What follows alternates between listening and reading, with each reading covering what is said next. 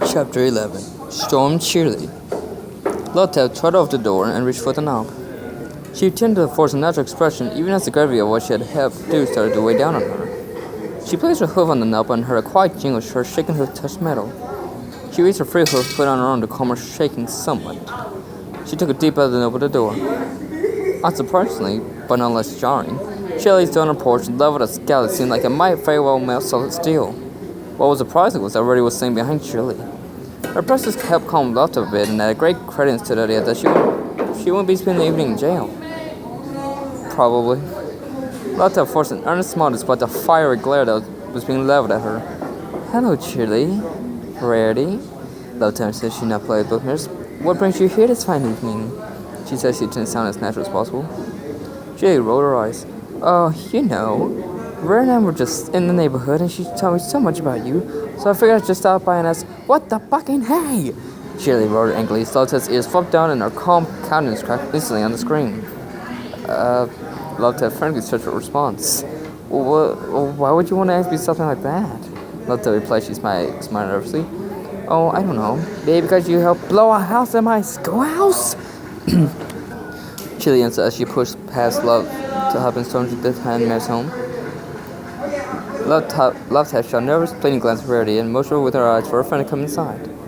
Rarity flashed an expression that I hope between you and me big time, and wordlessly walked inside the house, standing to the side of Shirley and Love Some blow a hole in the schoolhouse? Love cried in the best surprise tone she could imagine. That's terrible. Don't you play dumb with me, messy! Shirley roared as she pushed her face up against Love's hips. I know the husbands were involved. No one else to cry. She roared. Shirley and my crusaders jailbreakers, yay! We fought blowing a hole in the school. Love winced. I probably should have explained to the girls the value of being discreet before we set off. Lotta's nifty and stretched her muscle up. Have you been drinking? Don't change the subject, Shirley said quickly. Also, yes, but that's not important right now. Well, Love began. I mean, you're probably not thinking with a clear head, so you'll help blow a hole in the schoolhouse with fireworks, she screamed. I want to be thinking with a clear head, so Love herself looked down from every town, bestowed me with perfect magical clarity. What might you think I had anything to do with this? Shirley narrowed her eyes and Love I saw someone wearing a familiar-looking hat at the scene. Also, Reddy suggests you might do something drastic since your son was involved in the fight that got Sweetie in trouble anyway. Lotte knitted her brows slightly, shot a glance at Reddy, who shot a slightly ear look back. Lotte's lips dropped ever so slightly into a frown. Alright, I guess I could be mad Reddy for knowing me well enough to predict I might try something. I mean, there's a good chance she's the reason it's just her and Shirley in my house and not late justice. Shirley continued. I can understand feeling protective for a child in one's care. Though I never dreamed one of my son's parents would encourage and aid in such reckless behavior. Love's nervous word expression suddenly shifted as she felt a tinge of anger well up inside her as a reminder of what it cost her to react so rashly in the first place. Well, maybe there won't be a hole in the side of school if you just let Sweetie Belle off. She was only trying to protect someone she cared about. Reddy's eyes went wide as she quickly stood on her back legs and waved her arms back and forth and fought for her in a desperate bid to get Love had to back down. Shirley narrowed her eyes further. Actually, Reddy convinced me to do just that before the fireworks went off. As quick as her anger came, Lotte fell out of her like someone laying all day out of a balloon. Oops. Well, she shouldn't have been punished in the first place, she quickly said. She intended to keep some foot in that argument. Damn tiara and silver spoon taught me those three linens from what I'm told. And it'd take me even further to piece my poor button mash. Reddy smoked the forehead against her hoof or her face. Shirley eyed Lotte suspiciously. You know an awful lot about what happened for a son point was claiming ignorance just a little bit ago. Lotte's eyes widened. Double oops. Still, Jillian, I suppose I can't prove you were involved. And I already have a hoof of culprits, so she tried out she kept a close eye on Lotte. Lotte could catch her previously released anger and directed at Shirley. Hey, now that's just playing dirty. What exactly is punishing someone for what they done playing dirty? Shirley asked. Lotte cringed. What does this whole thing have to feel like I'm back in school again, being grilled for something my teacher I'm only pretty sure was involved in? Of course, you're usually right. Guess it's okay. Guess it's like the kids won't receive any punishment that's too severe. But I can't, in good conscience, just let them take the brunt of something. I had a hoof in. She sounded like that Freddy. Please tell me late justice or some of the law police and hang outside and take me to jail. Freddy smiled. It's just the three of us, Gary. Love to scrunched her lips toward the side of her face. Alright, I admit it. The kids didn't act alone. Shirley's angry expression began to soften slightly. There, was that so hard? Love to narrow eyes Shirley. Yes, she hissed out. Shirley took a few calming breaths. Not that that is out the way. Why the fuck did you think it was a good idea to blow a hole in the side of the schoolhouse? I'm sorry, okay? One of my children was bullied, and the point of defending him got in trouble for it. I couldn't just let it go. Well, you could have, I don't know, talked to me about how you found out return to high explosives. She cried. Oh, I don't know. Let Terry play, she smirked. I thought I could make it a mess of how I felt quite well, actually. Shirley flashed Love to have a rageful glare as she suddenly put her forehead back. Verdi's eyes went wide as she quickly inserted herself in between the irate mares. How about we keep things to a nice, if energetic, discussion instead of resorting to blows? I don't think anyone here wants to resort to violence. Oh, I think I do. She said she glared at Love to have. Love to have smirked. Works for me. Girls! Verdi said more forcefully as he glanced between two men and stopped the hoof on the floor. Need to remind you both that there are foes in the house, and indoor roughhousing is sure to draw attention, as well as set a bad example for them. Love and Shirley broke eye contact and sheepishly looked away from each other. Verdi smiled. That's better. She turned towards Love Tap.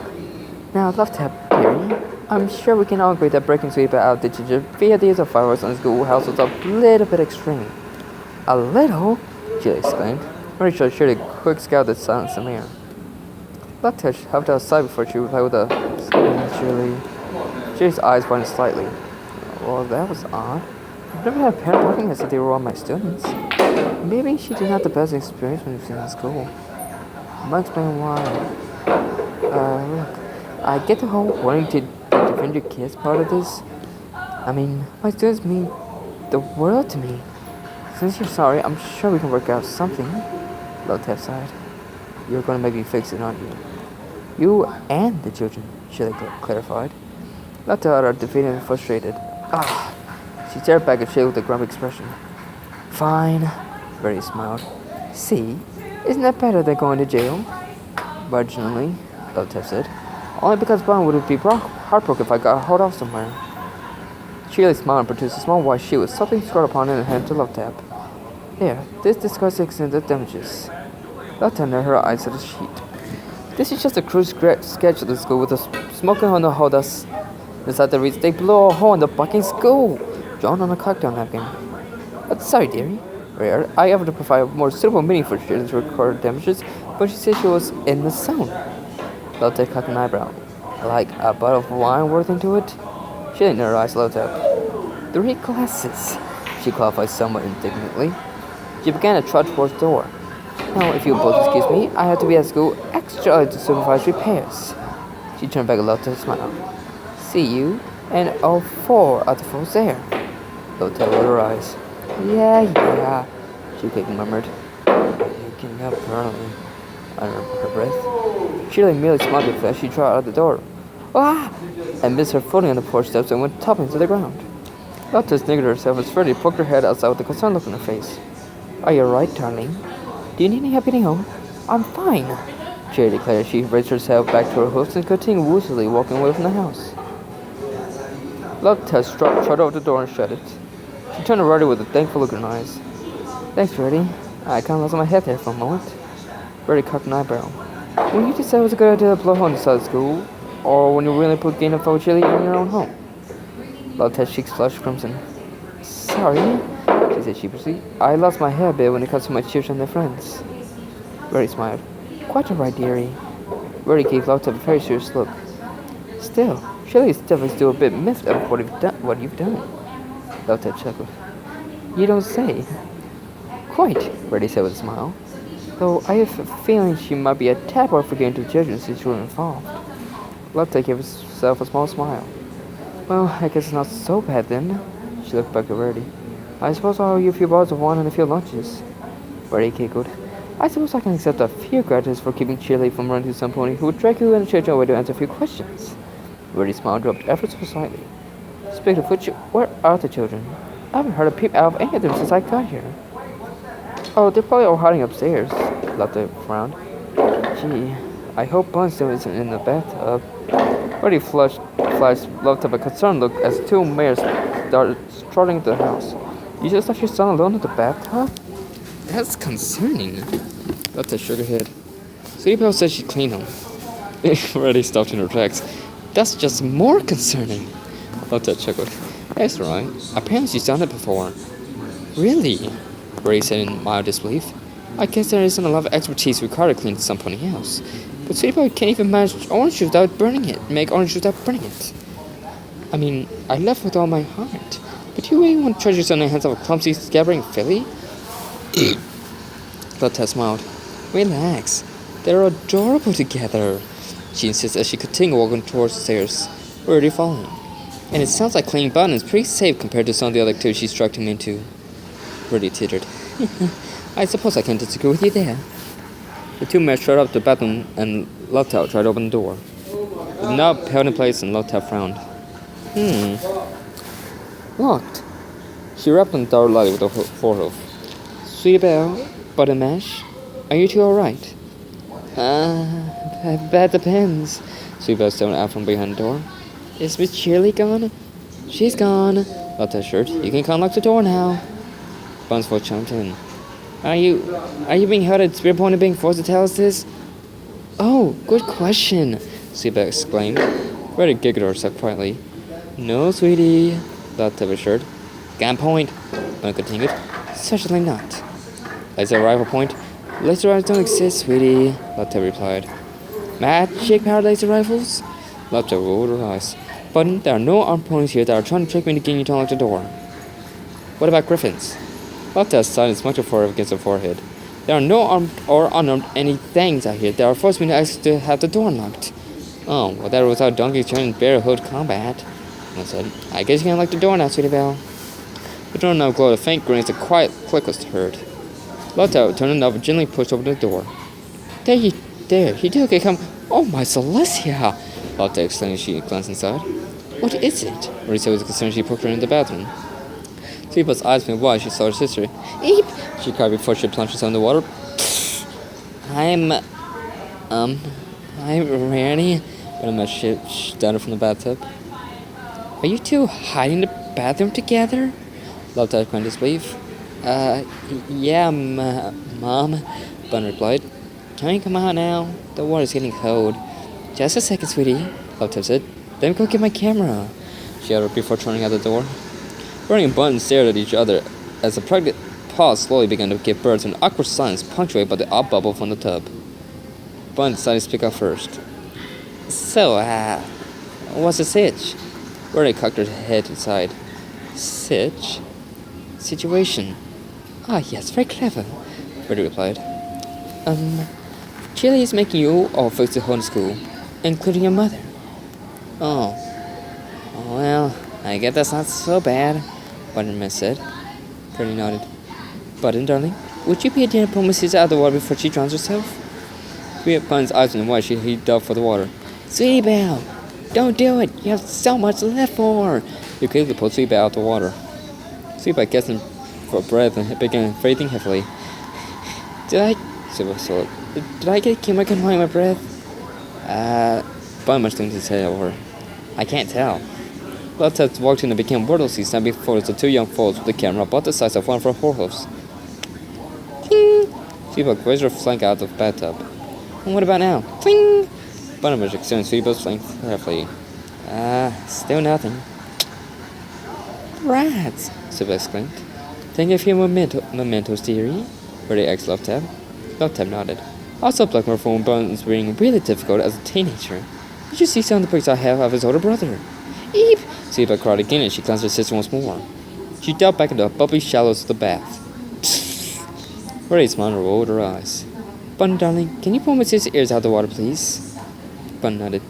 Sure, Rarity, he said as he reached down and lifted the young foot's ears out of the shallow water. Sweetie, dearie, Bertie said, I'm not mad at you. Sweetie Belle poked her head out of the water, allowing her big emeralds to just peek up over the tub's edge. You're not? Bertie shook her head. In fact, I'm proud of you for sticking up for one of your dear friends. Sweetie Belle's face lit up. You are?